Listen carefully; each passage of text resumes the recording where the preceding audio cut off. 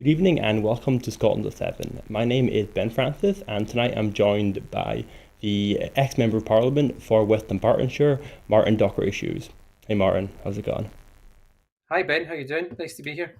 Yeah, not bad, not bad.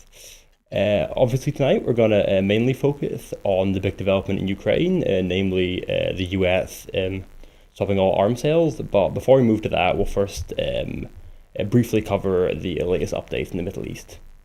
So, at least 48,397 Palestinians have been killed and 111,824 injured in Gaza since the 7th of October 2023, according to the Gaza Health Authority. United Nations Secretary General Antonio Guterres said on Tuesday he supported an Arab led initiative to mobilize support for reconstruction of the Gaza Strip. Egypt presented a plan for reconstruction of the Palestinian enclave on Tuesday at an Arab League summit in Cairo. The plan, seen by Reuters, aims to counter the US President Donald Trump's proposal to build a Middle East Riviera in the Gaza Strip. More details emerged of Egypt's plan for rebuilding the Gaza Strip. The plan, published today, sets out proposals to rebuild the area by 2030 without removing its population, so differing to Trump's plan there. Hundreds of thousands of temporary housing units would be set up where Gaza's population could live while reconstruction takes place. The rubble would be recycled and some of it would be used as infill to create expanded lands on Gaza's Mediterranean coast. It also calls for opening an airport, a fishing port, and commercial port. Israel's top diplomat charged Tuesday that humanitarian aid had become the quote number one source of revenue for Hamas as he defended the Israeli government's decision to block all aid deliveries into the Gaza Strip. Also, Lebanese official media said an Israeli strike on a vehicle in the south of the country on Tuesday killed one person, the latest deadly raid amid a ceasefire between Israel and Hezbollah in Lebanon. Hamas leader Sami Abdul Zuri told AFP Tuesday that disarming is a red line for his movement and other Palestinian militant groups in negotiations to extend the fragile Gaza ceasefire. Israel's far-right finance minister Bezalel Smotrich, who supports the annexation of the occupied West Bank territories, said on Tuesday that he was traveling to the United States for a brief visit. Also, Save the Children has warned that Gaza's 1.1 million children will once again face a hellscape of bombs, bullets, starvation, and disease, compounding nearly 17 months of physical and mental harm as a 6-week pause in hostilities ended, and Israel announced a suspension on all humanitarian aid entering Gaza. The halting of aid and resumption of Israeli airstrikes threatens to plunge children back into a catastrophic reality which the international community must and can stop. The denial of aid, which coincides with the start of Ramadan, has led to worry and panic in Gaza, with Save the Children teams reporting that families are trying to stock up items in fear the food supplies will run out. Teams have already reported that Marcus and Khan Yunis and Deir al-Balha had run out of items by the end of the day on Sunday, while prices had reportedly doubled. So, Martin, what do you make of the latest updates? And, like, I guess specifically Egypt's peace proposal. Like, do you see much hope in that? I think most people are just absolutely scunnered on behalf of everyone who's suffering in Palestine, everyone who has suffered again at that, also the hands of Hamas as well as the state of Israel. It is a catastrophic situation, and it's difficult to see how we move on when the government of Benjamin Netanyahu, nothing other than the end of the physicality of not only a Palestinian state, but wants to disperse every Palestinian from the occupied territories. It's just absolutely dreadful.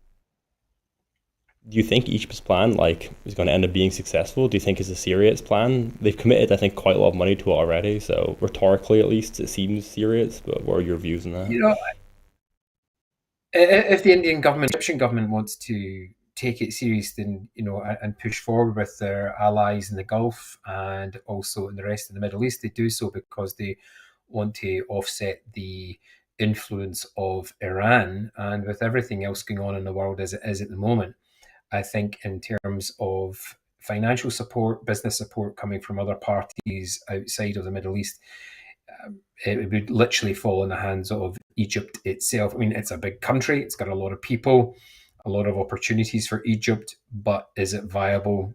I'm hedging my bets on a no, sadly. Yeah, no, when I saw how much money it was, I wasn't sure. Because it was quite a lot, like 60 billion, I think, was committed. Well, committed by Egypt, so I know it's got a lot of financial issues, the country as well, so I wasn't quite sure that'd be viable.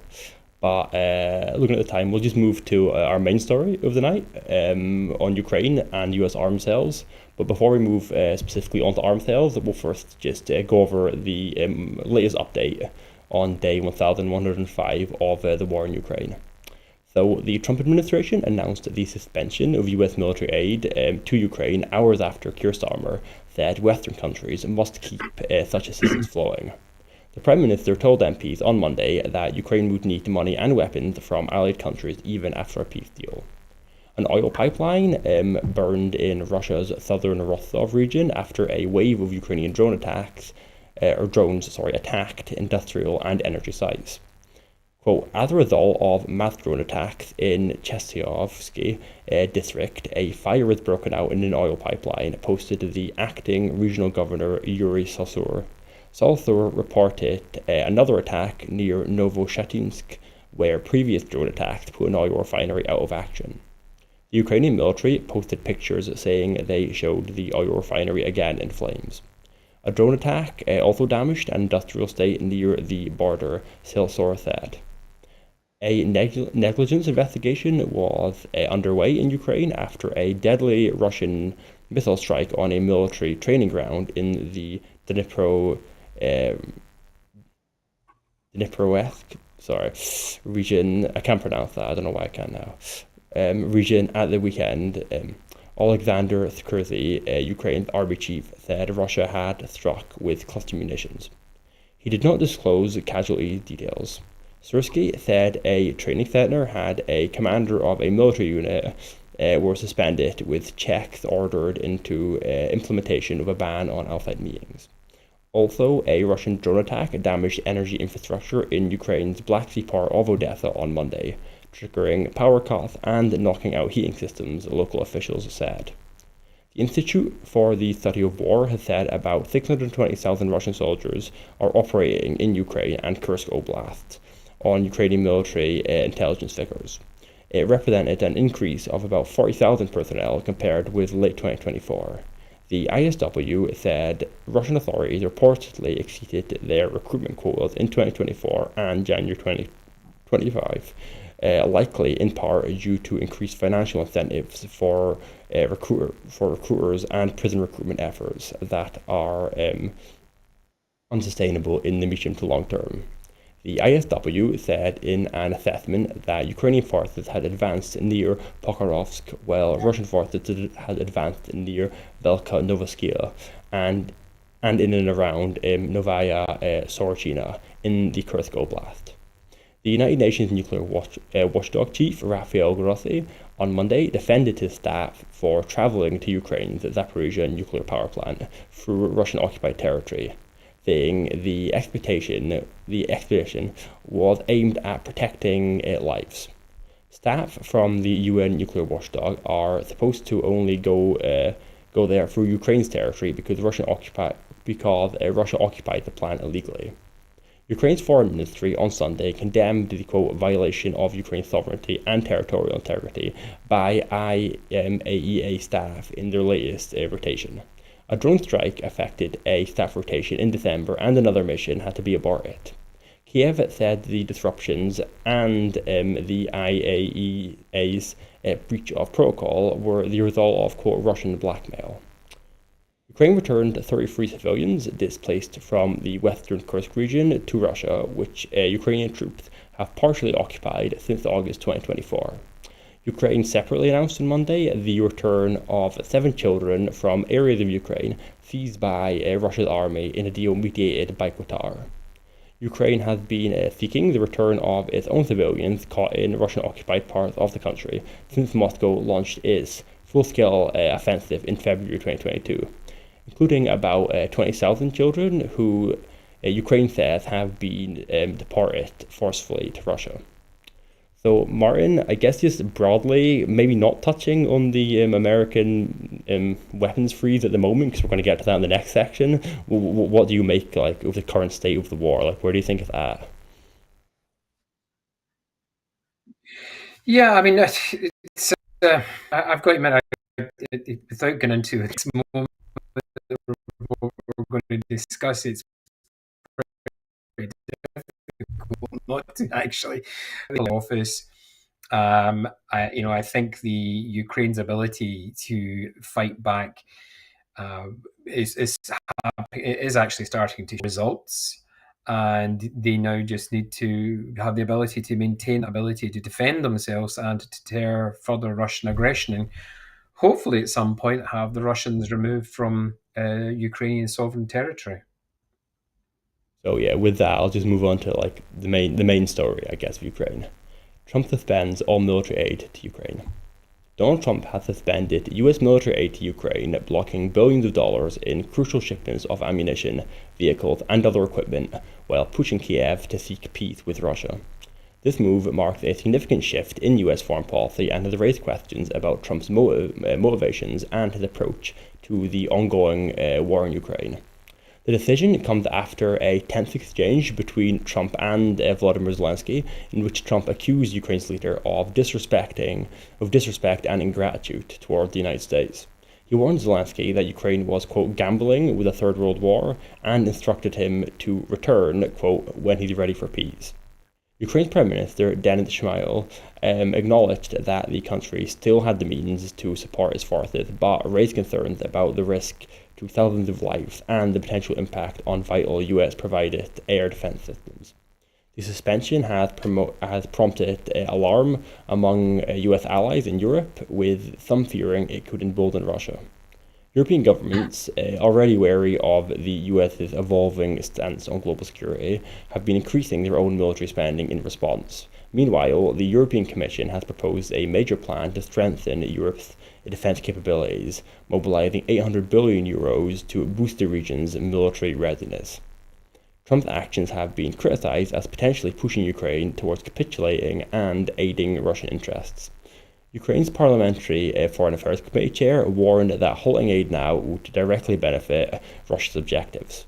Meanwhile, US lawmakers, particularly Democrats, have called the move reckless and a threat to US national security. In addition to halting military aid, the Trump administration is reportedly working on plans to restore diplomatic ties with Russia, and potentially lift sanctions on the Kremlin. This development has raised concerns about Trump's relationship with foreign powers, and whether his actions are driven by personal grievances or broader geopolitical interests. The situation continues to unfold, with many questioning whether Trump's approach is weakening the US's standing with its allies and undermining its support for Ukraine. So, Martin, I'll just start with, I guess, like an impact-based question. What impact do you think? Well, yeah, impact-based question. I don't know. Well, I know that's a real term, but what impact do you think this is going to have, I guess, on the conflict going forward? Do you think it will force Ukraine into some sort of negotiations, like Trump has, I guess, claimed? Well, it has been where do you start with this? You know, people have been warned for a long time now that the United States, especially since the first Trump administration, was going to be difficult in terms of trying to maintain the sovereign integrity of the nation state of Ukraine. That was always going to be difficult once the Democrats failed to maintain the administration. And we're now seeing what many of us knew was going to happen. A lot of people didn't want to talk about it, didn't want to think about it, said, don't listen to what he says, listen, look at what we do. And yeah, we're looking at what you do, and you're now taking, the only protection, or a major pillar of protection from the Ukrainian state, which is the injured party here, which is trying to defend itself from a tyranny.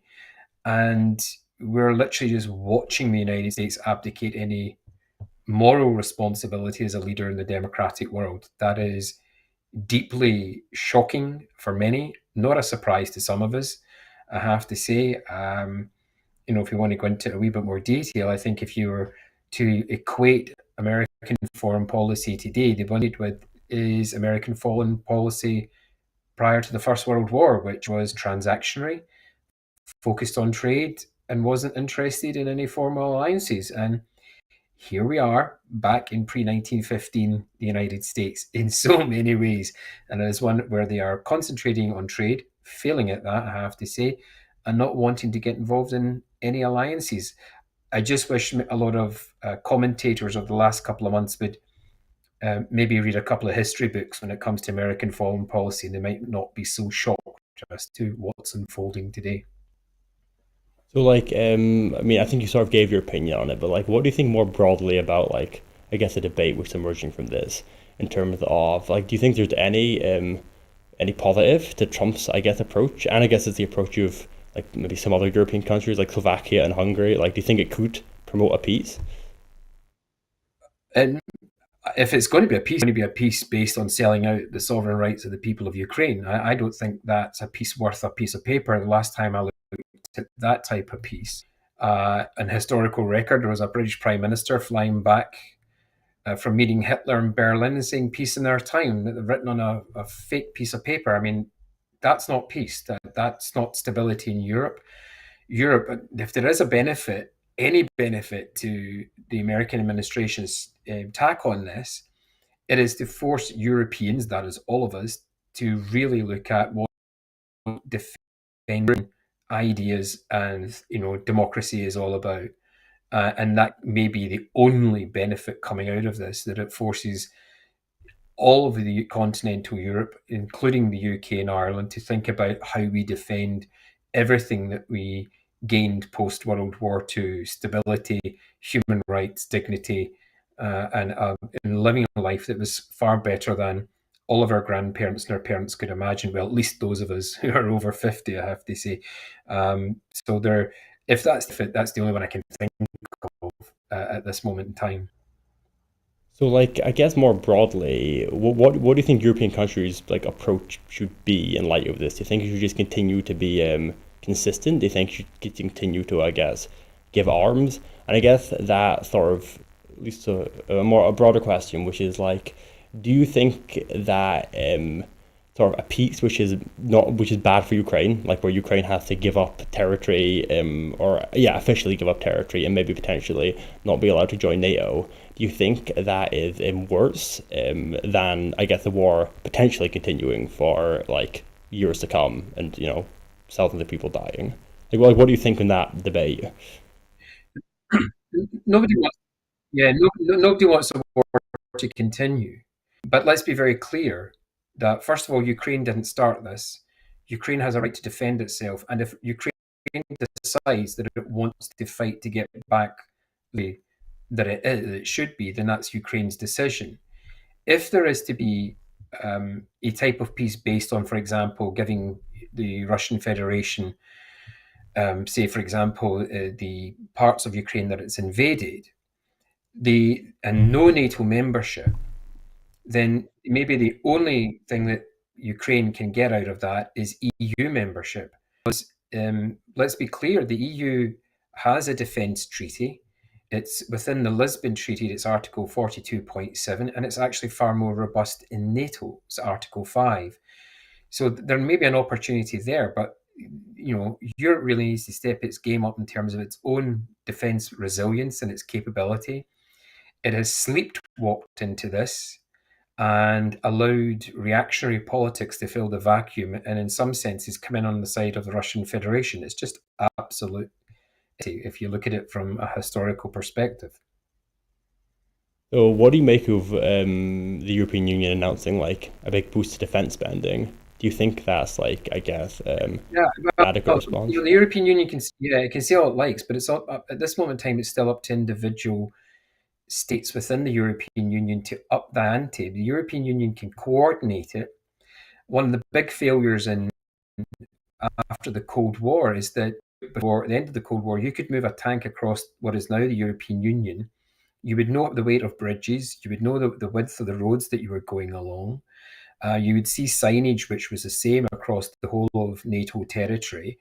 And in the peace dividend after the Cold War, that's all gone. So if you're driving a tank from France across Germany to the Eastern Front, God forbid if anything should happen, you're going to probably end up in a bridge that you don't know the weight, roads you don't know their capabilities, and signs that don't make any sense to a whole of partners across the NATO alliance.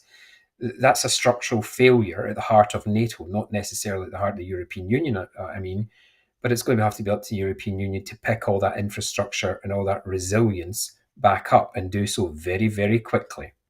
But do you think like European countries, I guess, should sort of fill in for the American gap, and like countries, I guess, like our country, should like boost defense spending and give a lot more money or weapons to Ukraine? Is that sort of the Well, solution you it think we should depends. pursue? Yeah, well, it really depends on what you mean by increasing defence spending. The Prime Minister is saying 2.5, but what's he going to spend it on? Vast sums of that are going to be spent on the black hole that's called the nuclear deterrent. So I don't know where he's going to get all of that money, I have to say. If you look at someone like Greece, Greece spends 4% of its GDP on defence, but it spends it mostly on maintaining mothballed tanks that it can't use because it can't afford the petrol for them. One of the other big spenders. Poland's probably most would look to. But then you also need to look at the internal resilience of the UK. Troop numbers at its lowest since the Napoleonic Wars. You know, you have the absolute part of the Royal Navy, especially in the North Atlantic, where its duty should be in terms of being an island state. And how the UK comes back from that very quickly, I don't think it's possible. They have also taken out the footprint of the Royal Air Force in Scotland, mostly leaving it in, on a bit threadbare. So it's how do they push back from that after 30 or 40 years of total disinvestment and disengagement? If they had been doing substantial investment over a longer period of time, maintaining capability, most people would not have a problem with this conversation because they would see the defence structure as an integral part of state resilience. It's something which has been out of the public mind for a very long time now, and they're finding it very difficult to comprehend how we can have all this money suddenly and not have money to pay waspy women or pay pensioners their winter fuel payment. That's a difficult conversation for the government to overcome. I was gonna bring that point up. I was gonna say, especially in a period like this where like there's a lot of cuts to social services and like there's a lot of poverty around the country. Like, do you think government should be diverting money towards weapons and defenses? Like, is that a policy you and your party would support? Well, I'm no longer an MP now. I'm not going to speak on behalf of the Scottish National Party. I hold no office within the Scottish National Party. I've always believed that we should be meeting at least the European average on defence spending. If you were to use GDP mirror, then the only measurement it's sometimes it's a false measurement because you will find that, as I said, places like Greece will spend on stuff that you don't need. Whereas if you look at countries like Norway and Denmark, they will spend proportionally more per head of population than any other NATO country, but their defence structures are integral to the entire nation state process. So it's a complicated discussion. People shouldn't be frightened about having it. The Russian Federation is a threat. It's invaded another sovereign European country. To say that it's not a threat is not dealing with reality, and it's a Trumpian response to what's going on. Well, And I think if anyone in Scotland thinks that we're not at threat, we should really take a look at our position in the North Atlantic, as out there in the middle of nowhere, and part of the Icelandic Gap. And the Russian Federation's not been frightened coming down that area and keeping an eye on people before. So there is every possibility that they could be a tangible threat to the UK. I thought, like, I mean, like, I feel like is the reality not that, like, obviously Russia is a threat to Ukraine, but, like, Russia's very far away from Scotland, and never once in history has Russia invaded the United Kingdom. So is raising defense spending to deter Russia, a country on the other side of Europe, really, like, in our defensive interest? I think what's in the interested is defend democracy and the freedom to choose who governs you and not to be invaded by an oligarchy and a tyranny and a despot and a genocidal maniac called Vladimir Putin. And as someone who believes in the right to national self-determination for my own country, I believe Ukraine has a right to defend its own. And I think anyone who believes in Scotland's right to national self-determination and doesn't believe in Ukraine's right really needs to think hard about why we believe that we're something special. If we want to be part of the world as an independent sovereign country, I'm afraid difficult choices in a difficult world have to be made. And I, for one, as we approach the anniversary of the Clydebank Blitz in which my parents survived, I'm not going to stand back and say that I believe that we should just, not even think about this kind of thing. We need to be very clear. I think anyone who believes in the right to be independent is that we should then also have the right to defend that independence, as Ukraine does. And I, for one, will stand up for Ukraine's right to defend it. And if that means giving them the ability to do so militarily, then I agree with that.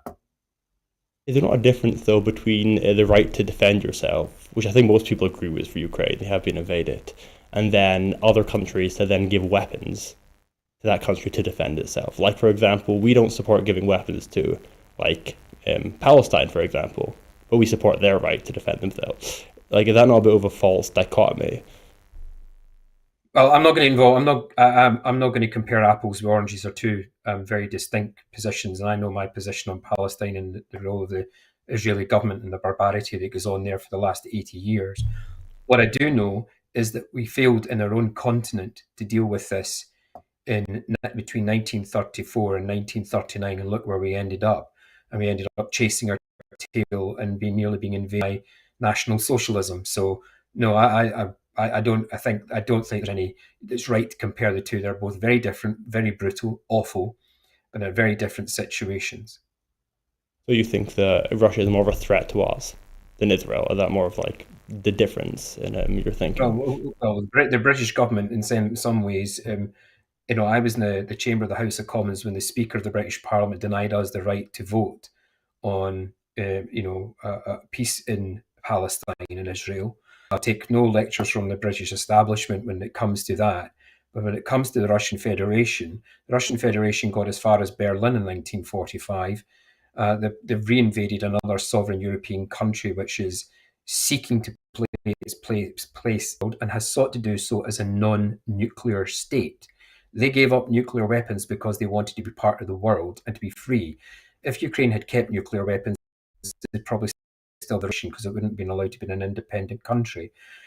We failed them at the end of the Cold War. We shouldn't be failing them now. All right, I'll move on to the last part of the Ukraine story. JD Vance criticised over deeply disrespectful comments. US Vice President JD Vance has sparked outrage after dismissing a proposed Anglo-French peace deployment to Ukraine as 20,000 troops from some random country that has never fought a war in 30 to 40 years. In an interview with Fox News, Vance criticised the idea of countries like the United Kingdom and France providing meaningful security guarantees in the event of a peace deal in Ukraine. He suggested a proposed minerals agreement, which would enhance US economic interests in Ukraine, would be a much stronger security guarantee than the involvement of other nations' troops. Vance's comments quickly provoked strong reactions from UK politicians, particularly those in the military and defence sectors. Conservative Shadow Defence Secretary James Cartledge expressed his dismay, pointing out that the UK and France had both supported the United States in conflicts such as the invasion of Iraq and Afghanistan. He described Vance's remarks as deeply disrespectful, noting the sacrifice made by British and French troops. Vance later attempted to clarify his statement, claiming it was, quote, absurdly dishonest to suggest he had been referring to the United Kingdom or France. However, the backlash continued, with former Armed Forces Minister Johnny Mercer calling Vance a clown and criticising him for undermining the sacrifices of both American and British veterans. Mercer, who served in Afghanistan, suggested that Vance, who had limited military experience, might reconsider his views if he had personally served in combat. The controversy highlights growing tensions surrounding US foreign policy and its relationship with allied countries, particularly in the context of the ongoing conflict in Ukraine. While UK officials have called for a significant international military presence in any peace process, France's comments have been viewed by many as dismissive of the role that the UK and France could play in ensuring a potential peace deal. So, Martin, I guess we sort of spoke about this a bit. Like, do you think that Britain has the capacity at the moment in its military to sort of deter Russia in a potential peace deal? Well, the UK on its own, certainly not. It's got Yeah. its lowest troop numbers since the Napoleonic. Certainly, if there was to be a peacekeeping or some form of mission to help Ukraine, it would certainly have to include far more than. And as to JD Vance, Yeah. you need to allow me to say this. I was apoplectic with rage. My brother served in Iraq and he served in Afghanistan twice alongside comrades from the United States, and I'm sure comrades from there were as appalled as the rest of us were by JD Vance's announcement this morning, as would have been people in Australia, France, Denmark, and Germany, who all participated. I just dumbfounded, but slightly, certainly not shocked. So we'll just look at the time. I'll wrap up the Ukraine section right now because we're on about half an hour in, and I'll move to our biggest Scottish story of the night. The Scottish Government are currently debating Scotland's renewable future. The Scottish Parliament has rejected the UK government's proposal to build nuclear reactors in Scotland, affirming its commitment to renewable energy sources like wind, tidal, hydro, and green hydrogen. The debate was led by Gillian Martin, acting Cabinet Secretary for Net Zero and Energy, who presented a motion stating that the creation of new nuclear power plants in Scotland pose unacceptable risks. She emphasised that Scotland's future should be catered or centred on renewable energy, which is safer, faster, and cheaper than nuclear power. Martin also highlighted the renewable energy development would lead to lower household energy bills and create more jobs compared to nuclear power. The Scottish Government currently uses its planning powers to block the construction of new nuclear power stations in Scotland. Despite this, Labour's leader Anna Starmore has supported the idea of nuclear power, even though nuclear waste remains hazardous for thousands of years after use. In contrast, the Scottish National Party continues to prioritise investment in renewable energy as a means to harness Scotland's vast natural resources for sustainable power generation. This debate comes as the Labour Party has faced criticism for breaking energy promises and increasing energy bills. The SNP has consistently argued that nuclear energy is not the right solution for Scotland's energy future. Instead, they are advocating for continued investment in renewable sources, which are seen as safer, which are seen by some as safer, more efficient, and better for the environment. In the vote of Holyrood, the motion to reject new nuclear power stations was passed by 69 votes to 50. The outcome reflects widespread support in Scotland for renewable energy and a rejection of nuclear power by parliamentarians as a viable option. The motion further strengthens Scotland's position as a leader in renewable energy development, aligning with public opinion that prioritises sustainability and safety over nuclear energy. So, Martin, how do you come in this debate? What do you think of nuclear power? Do you think we should build more? Yeah, no. I've always been surprised that we have so much renewable energy opportunity, not just in the northwest coast, but in the northeast as well. And we were not utilising our own hydropower. And it was interesting when you said that some of the MSPs who I think you'd say that Anna was supportive of his party's position in the UK Parliament of the UK government.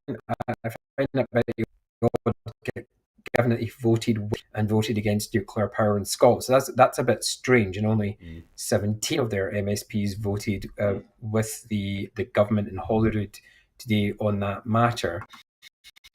I think if you listen to some of the narrative, and I've listened to it over the last 10 years in Westminster, it was all about these mini nuclear reactors. And if The UK government put as much investment in renewables, but also into homes to make them more energy efficient.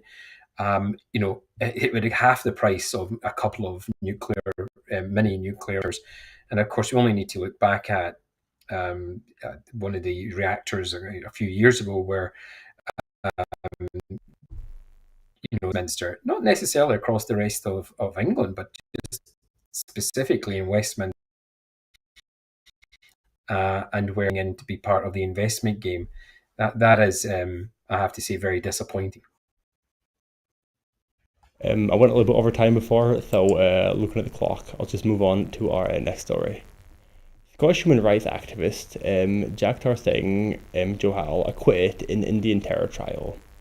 Jagtar Singh Johal, a Scottish human rights activist accused of terrorism, has been acquitted on all charges by a court in Punjab, India, after rejecting allegations made by Indian authorities. Johal had been detained for 7 years while awaiting trial, facing accusations related to terrorism and funding attacks in Punjab between 2016 and 2017. However, the court found no credible evidence to support these claims, leading to his acquittal. Despite the ruling, however, Johal remains in prison as he faces 8 additional, largely similar cases brought by India's National Investigation Agency (NIA) based on an intelligence confession that Johal's lawyers argued was coerced under torture. The central allegation in all 9 cases is that Johal transferred money to co-conspirators, which was supposedly used to fund attacks. However, Indian authorities do not claim he was directly involved in the attacks. Johal's legal team has stated that the NIA failed to produce any physical evidence, such as bank records, phone call recordings, or CCTV footage during the nearly 7 years of proceeding. Johal's brother has stated that the court's decision exposes the case as baseless, calling for the UK government to intervene and secure Johal's release. Human rights group Reprieve, which represents Johal, argued that the ongoing cases against him violate the principle of double jeopardy, which protects against being tried for the same crime twice. The group has called for the remaining cases to be dropped and for Johal to be freed. This case has highlighted concerns over the treatment of Johal, with calls for the UK Foreign Office to take action based on the lack of evidence and the extended period of detention. So, Martin, this is your former constituent, right?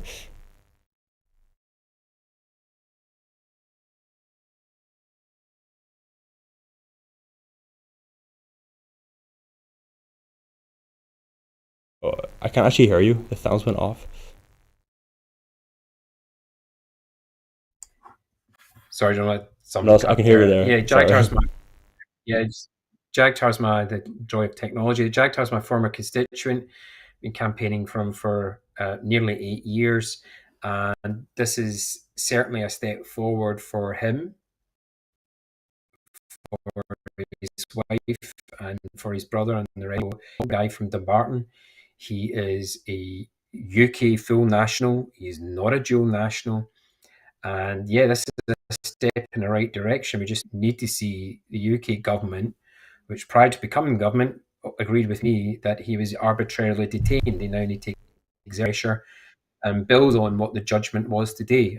And hopefully we can see her coming home at some point. How do you think the UK government, or do you think that they're exerting enough pressure, or do you think there's a way they could exert more? Well, in my personal experience, I know there's a lot of work being done by, FCDO staff, but the decision that all they're doing is managing expectation. The lack of political engagement has always been to me deeply concerning. And the foreign secretary, before he became the foreign secretary, was adamant that Jagtar Singh Johal was arbitrarily detained. And the now Prime Minister even wrote to one of his predecessors, demanding that they agree that he was arbitrarily detained. And surprise, surprise, the government gets elected and completely change their mind and say, we can't get involved in these parts, these things, and politically. And it's a failure of leadership as far as I'm concerned. The Sikh community, not only in Scotland or across the UK, but across the world, is targeted by the government of Prime Minister Modi. We've seen murders in Canada, attempted murders in the United States, and the failure of the UK government to really get in about this, I think, shows by the length of time that my former constituent Jaggi is being lingering in an Indian jail. What were they accused of, like specifically being part of like some like a Sikh terrorist group, or was it just Yeah, I mean, there anything? was accusations, and they are all accusations because they've now, first of all, in the first charge, been thrown out of court, been fully acquitted, and that there is no charge to answer. There are other charges, as far as I'm concerned, have been made up, been built on the back of those initial charges, and it's taken years to get this far. And I hope to God that we're not here in 8 years' time discussing the second lot, and that is not what my former constituent needs. And the UK government really need to step up and take responsibility, be a government that defends human rights, defends the Yeah. rule of law, and says that he is arbitrarily detained. What do you think the motivation is, like for the Indian government? I mean, do you think it's like some kind of Hindu nationalism? Like, Yeah, I mean, there's a whole raft of things. If you'd asked me a couple of years ago, they were using it as a negotiation in terms of a trade deal because of Brexit. The UK is desperate for a trade deal with anybody. Still don't have that trade deal with India. So how's that working out for them? Then there was general elections over a number of years in India, and in certain parts of India, this was used as a something to hit, Sikh, nationalism over the head with. So it's been used for a whole range of reasons. And at the end of the day, the Indian judicial system does take time. But what the biggest failure here has been of the British government over successive governments, five prime ministers, I think seven foreign secretaries, to give Jagtar Singh Johal the support he requires diplomatically by extending to him diplomatic protection due to him being arbitrarily detained. They now need to do that. with that, I'll move on to our next story, another Scottish story. DEFRA U-turns on plans to change a definition of single malt whisky. The United Kingdom's government had reversed plans to change the legal definition of single malt whisky, which would have threatened the reputation of one of Scotland's iconic products. The move to alter the definition stemmed from a proposal by the English Whisky Guild, which thought to allow English single malt whisky to be produced at multiple locations rather than in a single distillery. This would have reduced costs for English whisky producers, but raised concerns that it could dilute the established standards for Scotch whisky, a globally recognised premium product. The UK government's decision to maintain the current definition was welcomed, with Treasury Secretary Darren Jones reaffirming that the definition of single malt whisky would not be changed. He acknowledged the value of Scotch whisky as an important British export, highlighting its status as a world-renowned brand. The reversal followed criticism from industry leaders and the SNP, who argued that the protest proposed change that could damage the Scotch whisky sector's reputation. Some MPs had expressed a concern that such changes could undermine the integrity of Scotland's distilleries, which have built a prestigious global reputation over centuries. The announcement was seen as a victory for Scotch whisky producers, who feared the potential long-term impact on the industry's credibility. However, there are ongoing concerns about rising taxes on Scotch whisky, which the SNP government has urged the UK government to address. The sector continues to call for better support, including a reduction in the higher duties introduced in the latest UK budget, which many believe could harm the industry further. Scotch whisky remains a key part of Scotland's cultural and economic identity, and this decision aims to protect its long-standing reputation. Martin, what do you make of the reversal, the U-turn?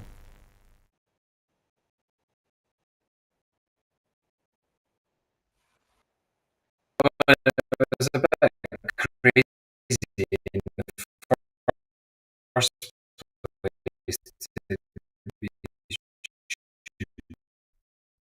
get Well, you're cracking up a little bit again. this position and it, why it took so long for the chief secretary of treasury to come out and make a statement. It should have been done a couple of weeks ago. Pretty rid proposal. Law.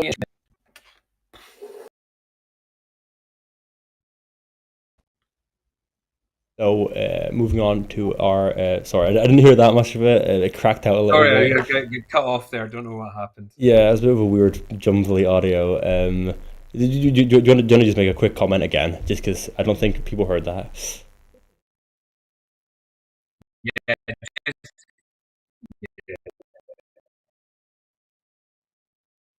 I just don't know why it took so long for the treasury to come out with that statement. But Cool.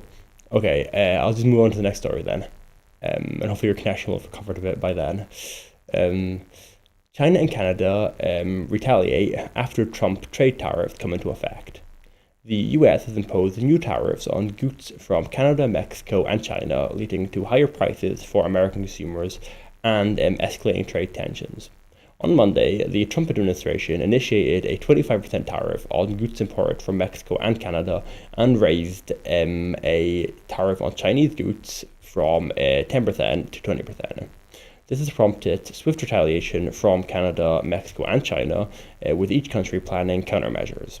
As a result, the US stock market has fell sharply, with the S&P 500 losing all of its post-election gains. The new tariffs are expected to affect nearly $1 trillion worth of imports from Canada and Mexico and billions more from China. US retail giants warned that the prices for goods could begin rising almost immediately, especially as a 25% duty on Mexican exports came into effect. The higher tariffs are likely to lead to increased costs for a wide range of products, from everyday consumer goods to more specialized items like agricultural products. The impact of these tariffs is expected to hit ordinary consumers. As economists predict, the average US household could face an additional cost of over $1,200 a year. In response, China announced plans to impose additional tariffs on a variety of US agricultural imports, including chicken, wheat, corn, soybeans, and pork. Similarly, Canada plans to implement retaliatory tariffs on 30 billion Canadian dollars worth of US goods, including items like US beer, wine, and appliances. Canada has also warned that it will impose further tariffs if the US tariffs remain in place. The trade dispute has drawn concerns from economists and business leaders who warn that the tariffs could disrupt established trading relationships and lead to price hikes for American consumers. The Peterson Institute for International Economics called the tariffs the largest tax increase in a generation and cautioned that the rising costs would hurt the purchasing power of everyday Americans. Martin, are you with us at the moment? You are? Okay, sorry. I yeah, couldn't see you there. I wasn't sure if you went I off. think so. For the moment. Okay, you sound good. So, what do you make of that story? Yeah, I mean, where do you start? I think World War One, pre-1915 American policy, and this is just right up there. It's all about trade and a focus on trade and being not involved in anything else other than trade. And you just need to look at a history about how this was going to unfold. And I think the Canadians and also Mexico, have got the right to retaliate in terms of trade tariffs, and just need to see how this works out for the American economy. I don't think it's going to be very well. Like, do you think there could be any benefits from the tariffs? Because I know historically, like, tariffs have been enacted to protect domestic industry, but these seem like very broad tariffs. Like, what do you think the rationale was, at least, behind them?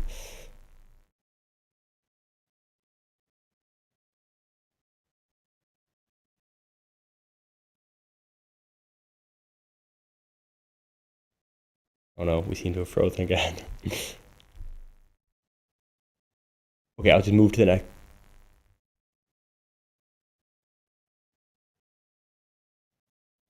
Give it 1 second. Yeah, okay. I'll just carry on. Hopefully Martin will return. I hope he comes back. It's very, very on and off. Yeah, we'll just move on to our next story, a Scottish Government story. So the Scottish Government meets child mental health waiting times targets. The national standard on I waiting mean, times for children and what's he young going to do? people Is he going to accessing open mental up health services has been met for the first time.